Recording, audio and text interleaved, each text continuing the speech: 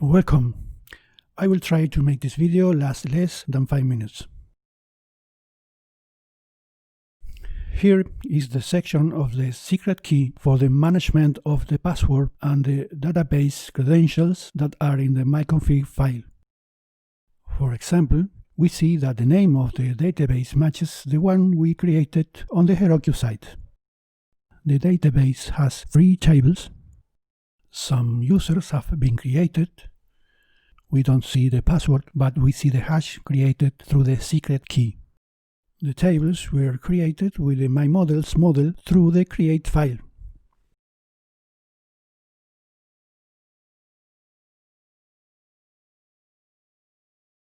Here, we make sure that the user is logged in to access the site.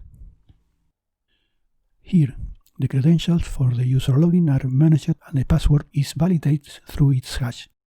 Below is the handling of the registration form. Well, this is the home page. These are the forms handled through the login user module.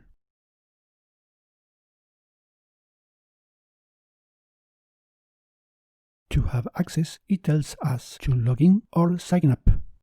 We are going to enter as Jimmy, which is one of the users that we already have created in the users table.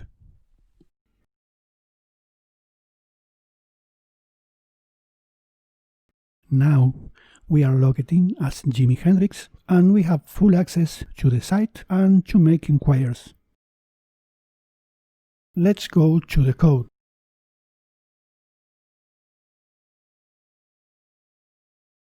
The column variable takes what is chosen in category and book_data what we enter in the text box. Here, it searches the database if the text exists as part of any record of the chosen field, and if it exists, it returns a list of results. OK. We make an inquiry.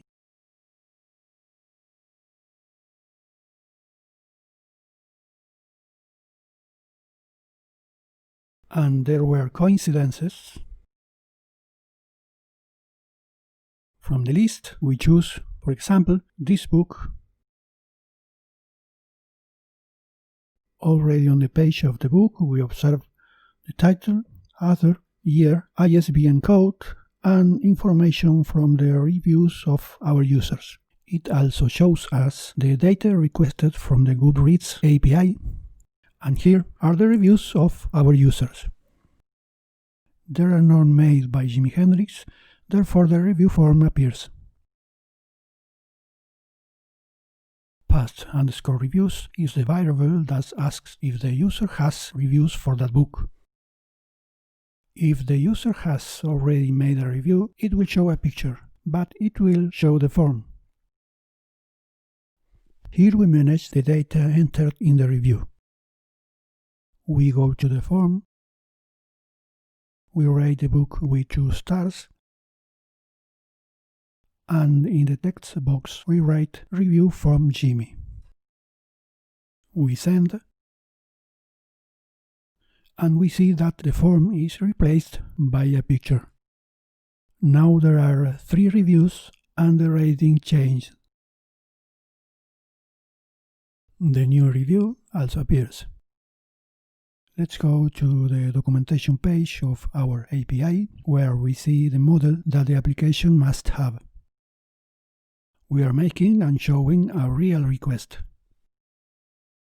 In this part of the code, we see how the data is obtained to return the object in JSON format or the error message. On the page, we warn the user that what he sees is a real request. OK.